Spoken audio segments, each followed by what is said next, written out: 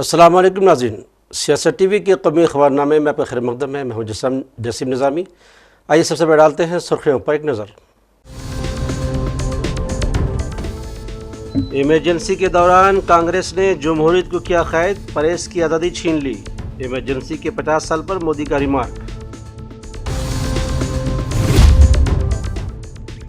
حکومت سے اجازیہ پانے والے دہلی کے اماموں اور مؤذنین کو ہر مہینے کی 20 تاریخ کو وقف بورڈ کے دفتر میں حاضر ہونے کی ہدایت۔ بی جے پی حکومت نے جاری کیے نئے احکامات۔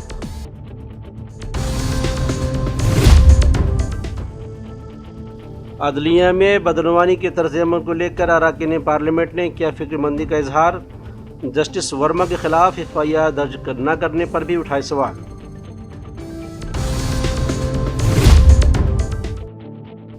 اور نیرج چوپڑا نے ایک بار پھر کیا کمال، پہلی بار جیتا گولڈن اسپائک میٹ کا خطاب۔ تو یہ تھے سرخیاں، خبریں تفصیل سے۔ وزیر اعظم نریندر مودی نے آج ایمرجنسی کے 50 سال مکمل ہونے پر اسے ملک کی جمہوری تاریخ کا سیاہ ترین باب اور سمویدھان ہتیا دیوس قرار دیا اور اس کے خلاف لڑنے والوں کو سلام پیش کیا۔ مودی نے آج social media platform X پر لکھا کہ آج ہندوستان کی جمہوری تاریخ کے سیاہ ترین بابوں میں سے ایک ایمرجنسی کے نفاذ کے 50 سال مکمل ہو گئے ہیں۔ ہندوستان کے لوگ اس دن کو سمویدھان ہتیا دیوس کے طور پر مناتے ہیں۔ اس دن آئین ہند میں درج اقتدار کو پس پش ڈال دیا گیا، بنیادی حقوق کو معطل کر دیا گیا، پریس کی آزادی کو ختم کر دیا گیا اور متعدد لیڈران، سماجی کارکنوں، طلباء اور عام شہریوں کو جیلوں میں ڈال دیا گیا تھا۔ ایسا لگ رہا تھا جیسے اس وقت اقتدار میں بیٹھی کانگریس حکومت نے جمہوریت کو یرغمال بنا لیا تھا۔ وزیر داخلہ امت شاہ نے بھی ایمرجنسی کے دور کو سیاہ دور قرار دیتے ہوئے الزام عائد کیا کہ جنہوں نے ایمرجنسی لگائی تھی آج وہی جمہوریت کے تحفظ کی دہائی دیتے نظر آتے ہیں۔ انہوں نے اس موقع پر کانگریس کو بھی بڑی تنقید کا نشانہ بنایا۔ ادھر ایران اور اسرائیل کے درمیان جنگ بندی کے باوجود حالات ہنوز کشیدہ ہیں۔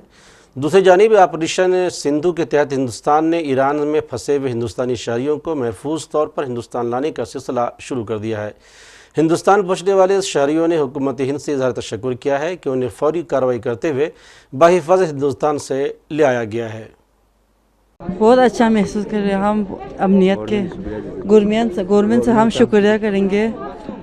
بچے آپ کے ساتھ کوئی تکلیف تو نہیں ہوا، بہت اچھا تھا۔ آپ لوگوں کی بہت شکریہ ادا کر رہے ہیں ہم۔ کے سارے ممبر سے ہم ان سب کا شکریہ ادا کرنا چاہتے ہیں۔ ممنون، شکریہ، تھینک یو۔ وہاں کے حالات بہت خراب تھے۔ اگر ایمبیسی والے ہمارے انڈیا والے ہمارے ایمبیسی والے ہوٹل وغیرہ نہیں لے کے جاتے، اپنے ہوٹل میں نہیں رکھتے تو ہم لوگوں کو بہت پریشانی ہو رہی تھی۔ وہاں ایک ایک لمحہ کاٹنے کے لیے بڑا مشکل ہو رہا تھا، اور ساتھ میں میرا یہ ایک چھوٹا سا بچہ بھی گیا ہوا تھا اور ہمارے ساتھ کوئی میل نہیں تھے۔ وہ شکر ہے ایمبیسی والوں کا، مودی سرکار کا، کہ انہوں نے ہمیں یہاں تک پہنچا دیا، ورنہ بہت اچھا، بہت اچھا۔ بہت شکریہ ہماری سرکار کا۔ ایمبیسڈر صاحب نے بڑا آرام دیا اور کئی دن رکھا، انہوں نے اسپیشل ویلیو دی اور بہت ہی اچھا انتظام تھا، اور ہماری سرکار کو بہت ہی تھینکس ہے کہ وہ ہمیں یہاں تک لائی۔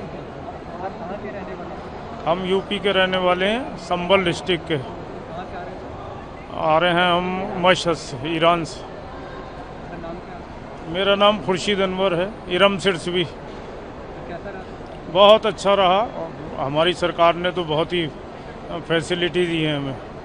بہت ہی شکریہ ادا کرنا چاہتے ہیں ایمبیسڈر صاحب کا اور گورنمنٹ آف انڈیا کا، جنہوں نے ہمیں یہاں پہنچایا اور بہت اچھی فیسلٹی بھی انہوں نے ہمیں دی۔ بہت تھینک یو سو مچ۔ ہم تو یہاں یوپی کے رہنے والے ہیں، لیکن وہاں ہمارے بیٹے ہیں، وہ پڑھتے ہیں، وہاں گھر بھی ہے، فیملی وغیرہ، اور ہم ابھی زیارتوں کو گئے تھے 25 اپریل کو، پھر وہاں یہ وہ ہو گیا تو اس میں رک گئے۔ ہماری گورنمنٹ نے اچھا کام کیا ہے، جس سے ہمیں یہ وہ لگ رہا ہے کہ بہت اچھا یہی ہونا چاہیے بھائی چارہ، کہ سب اتنے سارے یعنی جتنے بھی ہمارے ساتھی تھے وہاں پہ لوگ رہ رہے تھے، کئی ہزار ان کو لے کر آئے وہاں سے۔ بہت اچھا لگا ہمیں بھی کہ ہمارے دیش کا یہی ہونا بھی چاہیے، کوئی بھی سرکار ہو، ہمارا دیش زندہ رہے۔ اسی وجہ سے ہم لوگ سب بھارت اپنے دیش کی وہ کرتے ہیں، اور اپنے دیش کو سب کے لیے بہت اچھا ہر بار میں ہم اس کو یاد کریں گے کہ ہمارے سنکٹ کے وقت میں ہمارا دیش ہی یاد آئے۔ करीब ऑपरेशन सिंधु के तहत सबको, हमारे जितने भारतीय हैं सबको लाया जा रहा है, उसको आप किस तरीके से देखते हैं?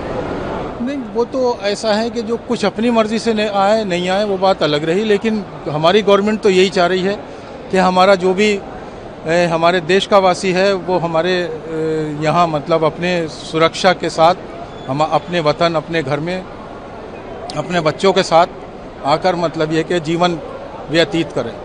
Our government is always committed to provide all kind of help, assistance in the time of need, and especially to the people in distress. And this is the 11th batch we are bringing from Iran. The total number of evacuees from Iran stands at 2,580, and by 3 flights from Israel, we brought 594 our Indian nationals, along with 6 our nationals from the 4 neighboring countries, 2 from Nepal and 4 from Sri Lanka. So being Bishabandhu, we are extending our support to our neighboring friendly nations as well. So in total, till this moment, 3,180 nationals, Indian nationals, are brought back safely to India under the Operation Sindhu. Sir, one more thing. There are near about 10,000 Indian nationals in Iran, as per the reports of all experts say. So, can we evacuate all of them? Our this Operation Sindhu is for each and every Indian national. Even we are extending our hand of cooperation to the neighboring countries also. So we are open. We are bringing back each and every national of India who has asked for evacuation. So we look forward to help each and every citizen or national of India. We are committed. Modi Sarkar is committed. Any plans for the Indian national living in Israel? So yeah, we have already started. Already with 3 special evacuation flight. We have brought more than 500 Indian nationals from Israel. Just the first flight landed early in the morning, carrying 161 Indian nationals from Israel, which flew from Jordan. So yes, we are working in both the countries, Iran as well as in Israel. So Operation Sindhu is for each and every Indian national who are in distress. We are working 24/7. Maulana club Jawad ने Iran और Israel के माबैन जंगबंदी का खैर मकदम किया है। ताहम उनका कहना है कि इसराइल के वज़ीर आज़म नेतन्याहू को सज़ा ज़रूर मिलनी चाहिए। उनका कहना था कि नेतन्याहू ने बिला जवाज़ ईरान पर जंग मुसल्लत की है और उन्हें हर हाल में उसकी सज़ा मिलनी चाहिए। ईरान की तरफ से कोई ऐलान हमने नहीं देखा, अमेरिका की तरफ से ऐलान आया है सीज़ फायर का, लेकिन एक ज़्यादती अमेरिका की तरफ से हुई है और अमेरिका ही ने हमला किया और उसके बाद उसके जवाब में ईरान ने बहुत ज़बरदस्त हमला किया और उनके अड्डों को तबाह बर्बाद कर दिया है। लिहाजा अगर सीज़ फायर की बात हो भी रही है तो ईरान और अमेरिका के दरमियान हो रही है, लेकिन इसराइल से कोई बातचीत नहीं हो रही है। इसराइल ने जो ज़्यादती की है, जो हमला किया है उसको सज़ा मिल रही है और उससे ज़्यादा सज़ा मिलना चाहिए। इसके अलावा गज़ा में जो उसने नरसंहार किया, उसने जो कत्लेआम किया, बच्चों और औरतों को मारा है उसने और दूध पीते बच्चों को ख़त्म किया है, उसकी सज़ा भी इसराइल को मिलना बहुत ज़रूरी है। लबनान में जो उसने जुल्म किया उसकी भी सज़ा उसको मिलना चाहिए। ये नहीं कि जो चाहे वो करे और बाद में पीछे हट जाएगा, हाँ भाई सुलह हो गई, सब आप पीछे हट रहे। उसको सज़ा मिलना चाहिए, उसके जुर्म की सज़ा मिलना चाहिए। दूसरी चीज़ ये है कि आप ईरान के जो एटमी रिएक्टर्स उन पर आपने हमला क्यों किया? क्या साहब ख़तरा है हमें, उससे ख़तरा है। तो इसराइल से पूरे रीजन को ख़तरा है, तमाम अरब मुल्कों को ख़तरा है, तमाम मुसलमान मुल्कों को ख़तरा है। तो क्या मुसलमान मुल्कों को इजाज़त दी जाएगी उनके रिएक्टर पर हमला करें? क्योंकि खुद को भी तो ख़तरा है कि अकेले इसराइली को राइट है, अधिकार है कि हमला करे कि वो ख़तरा है। दूसरे मुल्कों को क्यों नहीं अधिकारी है कि उसके ऊपर जो जिनको उससे ख़तरा है इसराइल से, वो उस पर हमला करके उसको तबाह बर्बाद कर दे। वन साइडेड एक खाली इख्तियार है, सिर्फ वन साइडेड है। लिहाजा इसके मतलब कि ईरान को भी पूरा इख्तियार मिलना चाहिए कि वो वहाँ की जो रिएक्टर्स उन पर हमला करके उनको तबाह बर्बाद कर दे। वो जिस तरह से उसने हमला किया यहाँ के ऊपर, तो उसके रिएक्टर्स भी तबाह होना चाहिए, इसराइल के रिएक्टर्स भी तबाह होना चाहिए, वहाँ के एटमी तहसीबात जो हैं उनको भी तबाह होना चाहिए, बर्बाद होना चाहिए, क्योंकि पूरे इलाके को ख़तरा है इसराइल के ज़रिए से। लिहाजा वन साइडेड मामला नहीं है, मामला दूसरों तरफ से होना चाहिए। और जो उसने जुल्म किया और फिर हमला खुद इसराइल, जबकि बातचीत हो रही थी, बातचीत के दौरान हमला किया गया। اس کا مطلب ہے کہ بات چیت دھوکہ تھی خالی. امریکہ دھوکہ دے رہا تھا, بات چیت کا دھوکہ تھا, اور اسی درمیان اس نے حملہ کر دیا تاکہ ایران بے خبری میں مارا جائے وہ. اور اس کے بعد یہی ہوا کہ بہت بڑا نقصان ایران کا ہوا, کیونکہ انہوں نے ان کو بات چیت کے ذریعے تصور بھی نہیں تھا ان کو کہ یہاں پر حملہ ہو جائے گا.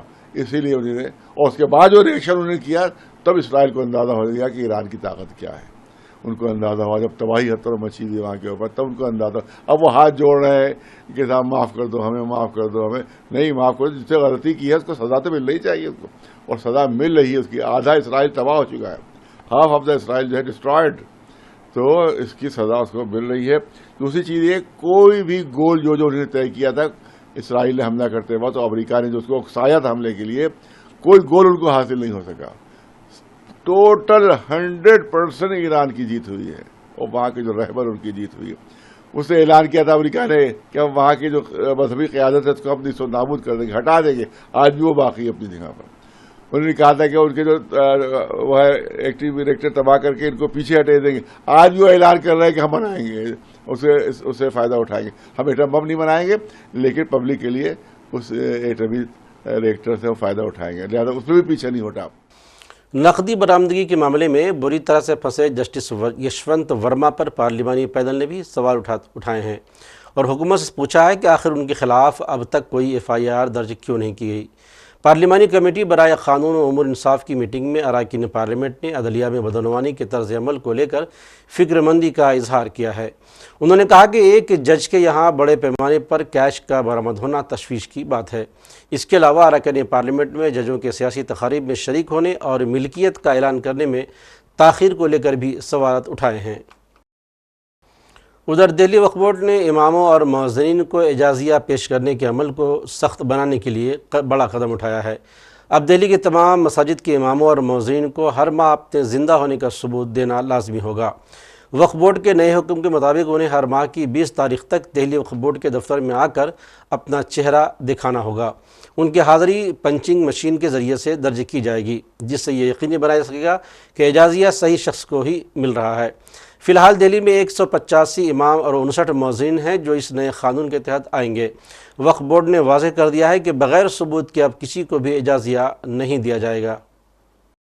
BJP حکومت کی جانب سے ایک ہی دن 3400 گڈھوں کو بھرنے کے دعوے پر دہلی پردیش کانگریس کمیٹی کے صدر دیویندر یادو نے طنز کسا ہے. انہوں نے کہا کہ ہم دہلی کے عوام کو خبردار کرتے ہیں کہ اس BJP کی ریکھا گپتا حکومت اور ان کے سپریم CM مانے جانے والے وزیر پرویش ورما اب عوام کو گمراہ کرنے کے لیے مانسون سے عین قبل فوری طور پر سڑکوں کی مرمت کر کے خانہ پوری کر رہی ہے.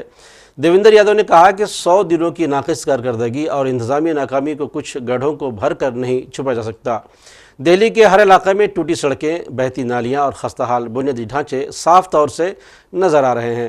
حکومت نے مانسون سے قبل تیاری کے نام پر صرف تشہیر کی ہے, کام نہیں کیا ہے. ہندوستان کے اسٹار ایتھلیٹ نیرج چوپڑا نے اپنا شاندار مظاہرہ جاری رکھتے ہوئے گولڈن اسپائک میٹ 2025 کا خطاب اپنے نام کر لیا ہے. انہوں نے پیرس ڈائمنڈ لیگ جیتنے کے محض 4 دن بعد ایک اور کامیابی حاصل کی ہے. انہوں نے اس مقابلے میں 85.29 میٹر کا سب سے بہتر تھرو پھینکتے ہوئے نئی تاریخ رقم کر دی. یہ مقابلہ ورلڈ ایتھلیٹکس سب کانٹیننٹل ٹور کے گولڈن سطح پر کا ٹورنامنٹ تھا, جس میں 9 ایتھلیٹس نے حصہ لیا. نیرج نے پہلی بار اس ٹورنامنٹ میں حصہ لیتے ہوئے خطاب اپنے نام کر لیا ہے. اور آخر میں سرخیوں پر ایک اور نظر. ایمرجنسی کے دوران کانگریس نے جمہوریت کو کیا قید, پریس کی آزادی چھین لی. ایمرجنسی کے 50 سال پر مودی کا ریمارک. حکومت سے اجازیہ پانے والے دہلی کے اماموں اور مؤذنین کو ہر مہینے کی 20 تاریخ کو وقف بورڈ کے دفتر میں حاضر ہونے کی ہدایت. BJP حکومت نے جاری کیے نئے احکامات.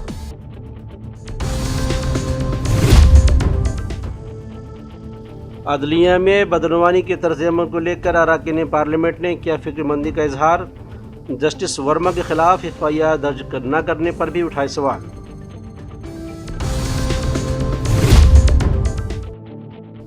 اور نیرج چوپڑا نے ایک بار پھر کیا کمال, پہلی بار جیتا گولڈن اسپائک میٹ کا خطاب. تو ناظرین، سیاست ٹی وی کے قومی خبرنامے میں آج بس اتنا ہی۔ مزید اپڈیٹس کے لیے آپ بنے رہیں سیاست ٹی وی کے ساتھ، اور مجھے اور سیاست ٹی وی کی پوری ٹیم کو دیجیے اجازت۔ اللہ حافظ۔